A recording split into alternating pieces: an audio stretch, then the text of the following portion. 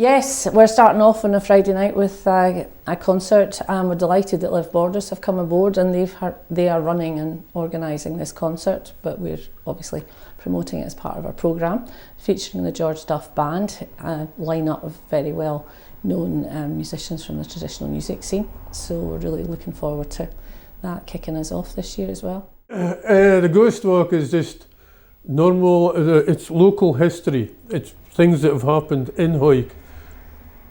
As for ghosts, there's no ghosts, it's just things that have happened in Hawick, murders, deaths, silly things that have happened over the years, and we bring them around a route, and we just tell them about maybe Birkenhair and Poor here, and things that happened, like the Bow Butts, where it's like the Crescent, where it was used as an archery area, and just everything like that. The Tower, where we have the Dr. Mort at the end, everybody loves him. You don't know what you're going to get. And we just add bits to it.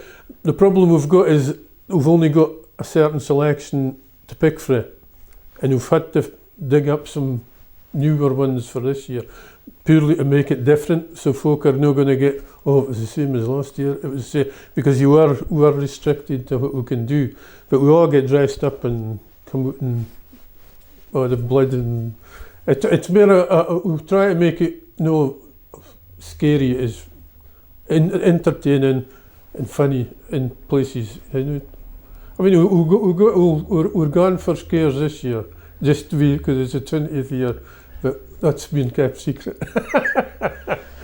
Last year it was a slightly shorter parade again with the return of the festival, but this year we're going to come all the way along the High Street. Parade will form up in along back at the Horse, and we'll run the whole length of the High Street, and we're expecting to have anything up to nearly 100 reenactors coming this year. Lisa Meir coming out again with her beautiful horses and so forth, and we've got quite a number of school kids taking part as well, so it should be a real spectacle, and it will go all the way from the Horse right along the High Street, up to Howgate, through Drumlanrig Square, and finish up at the Moat Park. So Keith, talk us about, you've got a lot of involvement in the school games. Talk us through that and how that works and what's involved in that. Right, well, it started probably now, how long ago? It's probably about 8 years ago, maybe 10 years ago now. Yeah, and it was a desire to get the skill kids, because they've always been in the parade. That's always been good. They've always done the plays and stuff. But we wanted to get them sort of hands-on on the day, in among everybody, and that was a good way of doing it. So we come up with kind of ideas about, well, the games that you've seen obviously in the past, and they were kind of botched up medieval games, taking some of the theories that they had in the yesterday and bringing them into an up-to-date sort of version, so that it was more entertaining for the youngsters. And it just kind of evolved over the years. We started off, and it was something I actually did up the park originally, and we had a huge area up there, and we had obstacle races and everything, but when we brought it back into the tune, it needed to be a wee bit more compact time-wise and space-wise, so things kind of evolved that way, to the point where it's now, what's the best word, madcap. It's really intense, and they really get awfully excited about it. Like, you've heard the noise, you can't, it's like, you see them absolutely 100% going for it, especially the final. We have 3 teams in the final, and it's an interesting game, as you've seen, where you're basically tearing apart a fake piglet that's full of fake guts and stuff, and they just, no hesitation, they just get straight in, and it's just absolute commitment. They want to win.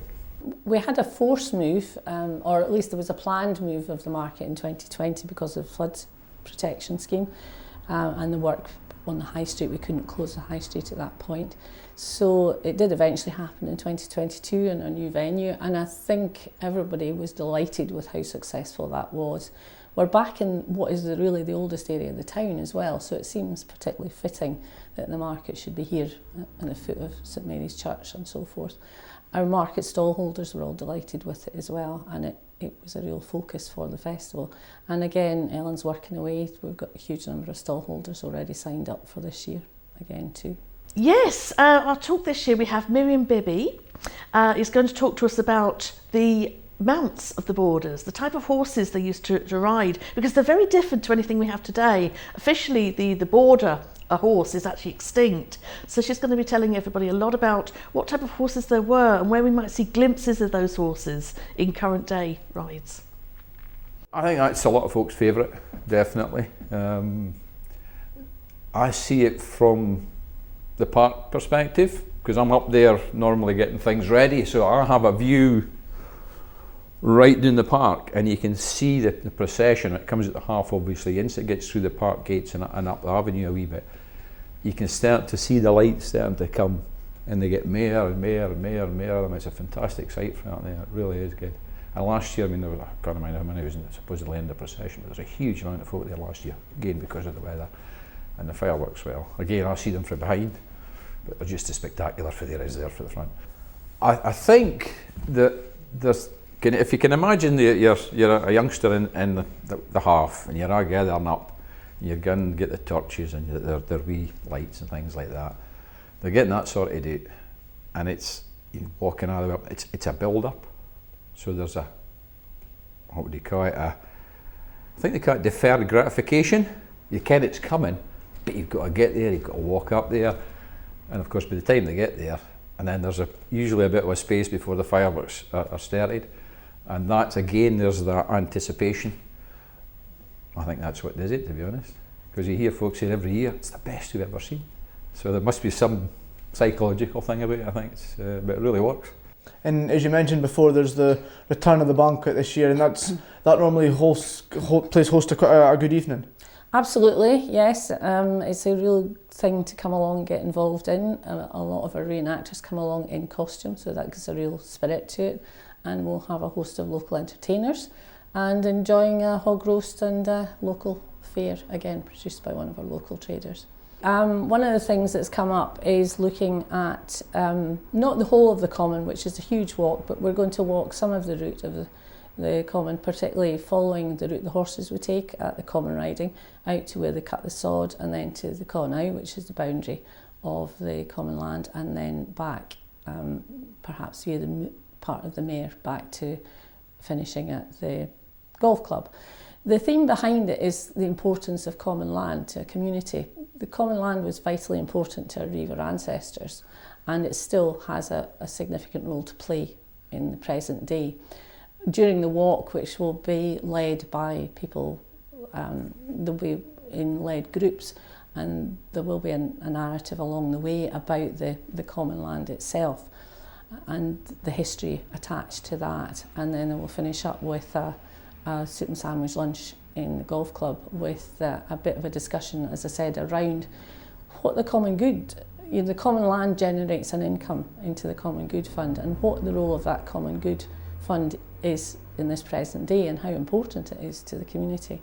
It grew out of, to be honest, a concept that my daughter raised when she's working around the country, where communities are actually looking at community buyout of land and so forth, and looking at it as if it's a new concept. And she was able to say, I grew up in a community where this is always, it's been, and is still very much an important part, and there's a lot can be learnt from looking at the history of it to what we do today, and what other communities can learn from as well. Well, the 20 years, it's an achievement. To have anything going for 20 years nowadays, it's a great achievement.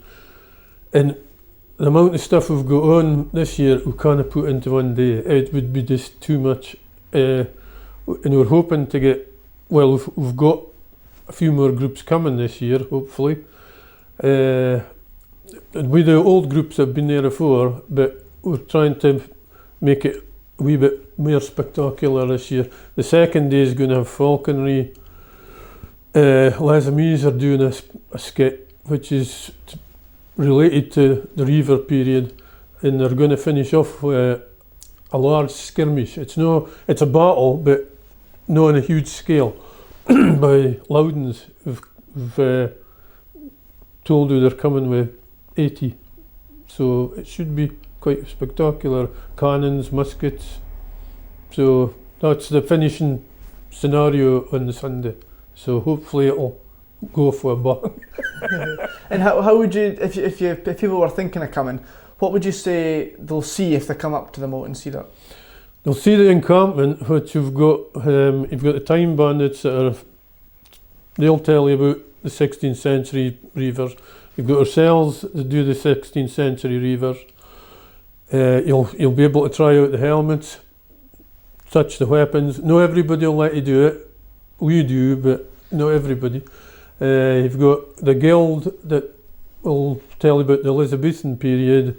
The Ulster Irish are coming over to show you what happened to the border reivers that were chucked out when the Union of the Crowns happened. They were over Ulster. There's other things, there's dikers coming. It's going to be a great weekend. Hopefully the weather holds. And you mentioned the next day, and as we briefly discussed, the falconry's here. Yes. On the Sunday. What do you think that brings to the table for people to come and see? Well, it's something that otherwise would have to go on some distance to see, probably. This year's are based in Kielder, for example. But it's on your doorstep. You're coming to look at other things, and it's there. And we had it in the past a couple of times up the park when we were doing it on the Sunday up the park, and there was falconry there, and that was really well received. And these guys actually will definitely fly the birds. Sometimes, depending on weather conditions and the mood of the birds, they'll not fly them. But in this case, they bring specific birds that will always fly regardless of the weather and whatnot. So they'll definitely see a good flying demonstration. Plus, there'll be a great exhibit there that they should be able to come up and interact with the folk with them, and maybe even have a wee bird of prey sitting on your hand. I will be. You'll ride across the border and return triumphantly. A reaver I will be. Aye, a reaver I will be.